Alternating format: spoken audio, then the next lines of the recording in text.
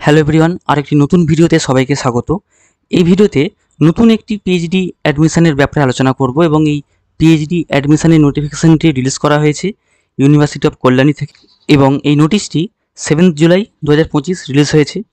প্রথমে এখানে বলা হচ্ছে applications are invited online for admission to PhD programme in different disciplines. তো এখানে মূলত অনলাইনে অ্যাপ্লিকেশন করতে হবে এবং তারপর এখানে পিএইচডি প্রোগ্রামের জন্য বিভিন্ন ফ্যাকাল্টি এবং সাবজেক্টের লিস্ট এখানে দেওয়া রয়েছে। যেমন প্রথমে রয়েছে faculty of arts and commerce. এখানে যে সমস্ত সাবজেক্টগুলি রয়েছে যেমন বেঙ্গলি, কমার্স, ইকোনমিক্স, ফোকলোরে, Hindi, history, librarian information science, political science, philosophy, sociology, visual arts.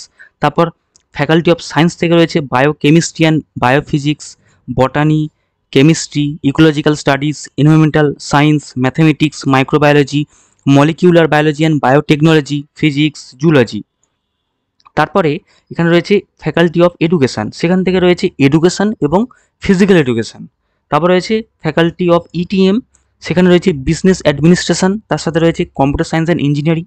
এই সমস্ত টোটাল সাবজেক্টে এখানে পিএইচডিতে অ্যাপ্লাই করা যাবে।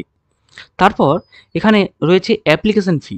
জেনারেল ক্যাটাগরি এবং ওবিসি ক্যাটাগরির জন্য রয়েছে 600 টাকা এবং এসসি, এসটি, ইডব্লিউএস ক্যাটাগরির জন্য রয়েছে 150 টাকা অ্যাপ্লিকেশন ফি। তারপর এখানে বলা হচ্ছে যে এলিজিবিলিটি অ্যান্ড সিলেকশন প্রসিডিউর।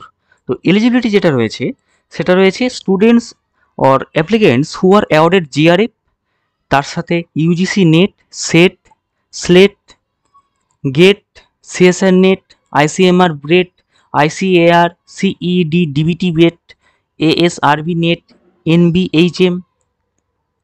এই সমস্ত কোয়ালিফিকেশন থাকলে কিন্তু এখানে অ্যাপ্লাই করা যাবে।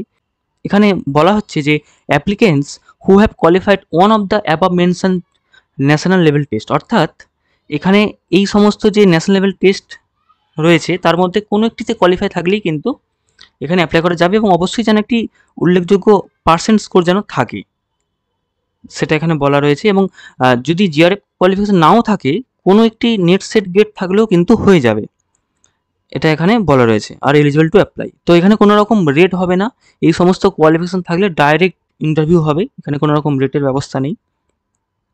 তারপর এখানে বলা হচ্ছে যে যারা ইন সার্ভিস ক্যান্ডিডেট তাদের কিন্তু এনওসি বা নো অবজেকশন সার্টিফিকেট জমা করতে হবে। তারপরে এখানে টাইম ফ্রেম দেওয়া রয়েছে, time frame for PhD admission 2025। তো প্রথমে এখানে অনলাইন অ্যাপ্লিকেশান স্টার্টস অন, অর্থাৎ ফর্ম ফিল আপ শুরু হচ্ছে 15 জুলাই থেকে এবং তারপরে ফর্ম ফিল আপ শেষ হবে 25 জুলাই। এখানে 11 দিন সময় রয়েছে ফর্ম ফিল আপ করার জন্য। তারপরে এখানে বলা রয়েছে publication of the list of eligible candidates for appearing in the interview. ইন্টারভিউতে কারা কারা চান্স পাচ্ছে বা ইন্টারভিউতে যারা যাবে তাদের যে লিস্ট সেটা পাবলিশ করা হবে 29 জুলাই এবং তারপরে ইন্টারভিউ কমপ্লিট হয়ে যাবে 18ই আগস্টের মধ্যে। তারপরে অ্যাডমিশনের জন্য ফাইনাল মেরিট লিস্ট পাবলিশ হবে 20 আগস্ট এবং তারপরে অ্যাডমিশন হবে 21 থেকে 22, দুদিন ধরে অ্যাডমিশন হবে। এবং এই যে অফিসিয়াল ওয়েবসাইট, এই অফিসিয়াল ওয়েবসাইটে গিয়েই কিন্তু অনলাইনে ফর্মটা ফিল আপ করতে হবে। এবং তারপরে আমরা খুবই গুরুত্বপূর্ণ একটি বিষয়, সেটা হচ্ছে eligibility and number of vacant seats, সেটা দেখে নেবো। PhD admission 2025 number of vacant seats. তো প্রথমেই ফ্যাকাল্টির নাম দেওয়া রয়েছে, ডিপার্টমেন্টের নাম দেওয়া রয়েছে, নাম্বার অফ ভ্যাকেন্সি দেওয়া রয়েছে এবং specialised area and eligible criteria দেওয়া রয়েছে।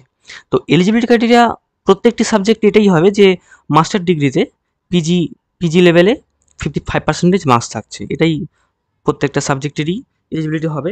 আর স্পেশালাইজেশনটা আপনারা দেখে নেবেন, কোনো কোনো ক্ষেত্রে পার্টিকুলার কোনো স্পেশালাইজেশন দেওয়া থাকবে, কখনো ওপেন থাকতে পারে। তো প্রথমে বাংলাতে ভ্যাকেন্সি রয়েছে 13টি, কমার্সে রয়েছে 1টি, ইকোনমিক্সে রয়েছে 7টি, তারপরে ফোকলোর এখানে রয়েছে 4টি, তারপরে হিন্দিতে রয়েছে 7টি, তারপরে হিস্ট্রি এখানে টোটাল সিট 10টি রয়েছে, তার মধ্যে কল্যাণী ইউনিভার্সিটিতে 5টি রয়েছে আর বহরমপুর গার্লস কলেজে রয়েছে 5টি।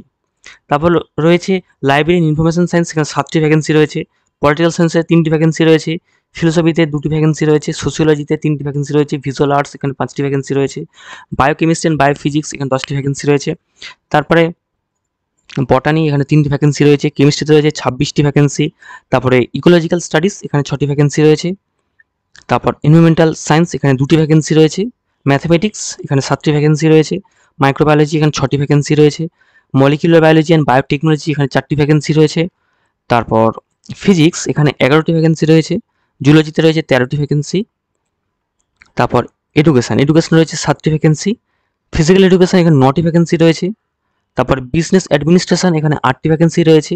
তারপর কম্পিউটার সায়েন্স অ্যান্ড ইঞ্জিনিয়ারিং এখানে 2টি ভ্যাকেন্সি রয়েছে। তো এই টোটাল যতগুলি সাবজেক্ট রয়েছে তার ভ্যাকেন্সিগুলো এখানে দেওয়া রয়েছে।